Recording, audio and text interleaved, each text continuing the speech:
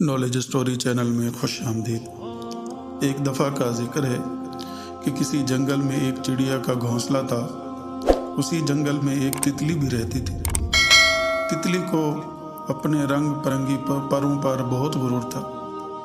ایک دن چڑیا آم کی ڈالی پر بیٹھی جھولا جھول رہی تھی اور ساتھ میں گانا بھی گا رہی تھی۔ وہ گا رہی تھی، چوں چوں چوں، میں ہوں جنگل کی رہنے والی، میرا گھر ہے آم کی ڈالی، چوں چوں چوں۔ تتلی بیٹھی چڑیا کا گانا سن رہی تھی۔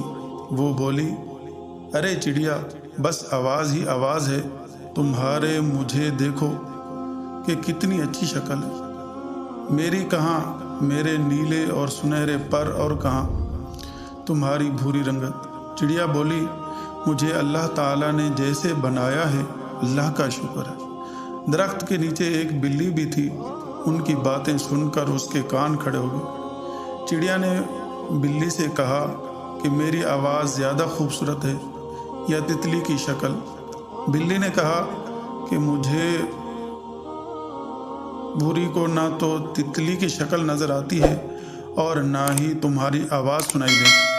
تم میرے پاس آ کر بیٹھو، شاید قریب سے آواز سنائی اور شکل دکھائی دے۔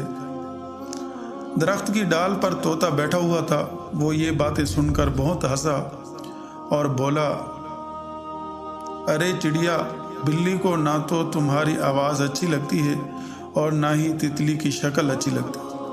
ایک کوا زمین پر کچھ چگ رہا تھا۔ وہ بولا، بلی کو تو تمہاری ایک چیز پسند ہے۔ بلی یہ سن کر بہت خفا ہوئی اور غصے سے بولی، اس جنگل میں کتنے بدتمیز پرندے رہتے ہیں، میں تو تمہیں پیار سے بلا رہی تھی اور یہ کہتے ہیں کہ میں تمہیں کھانا چاہتی ہوں۔ یہ سن کر طوطا اور کوا بہت ہنسے، کائیں کائیں ٹائیں ٹائیں۔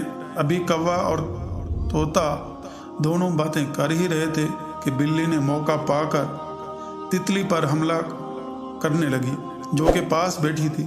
تو چڑیا بولی کہ تتلی بہن اڑ جاؤ، تو تتلی فٹ سے اڑ گئی اور درخت کے سبز پتوں میں چھپ گئی اور تتلی کی جان بچ گئی۔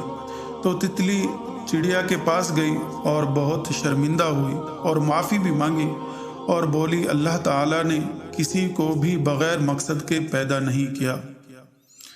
پیارے بچوں، اس کہانی سے سبق ملا کہ اللہ تعالیٰ غرور و تکبر کرنے والوں کو پسند نہیں کرتا۔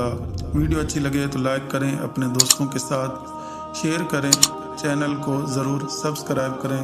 Thanks for watching. اللہ حافظ۔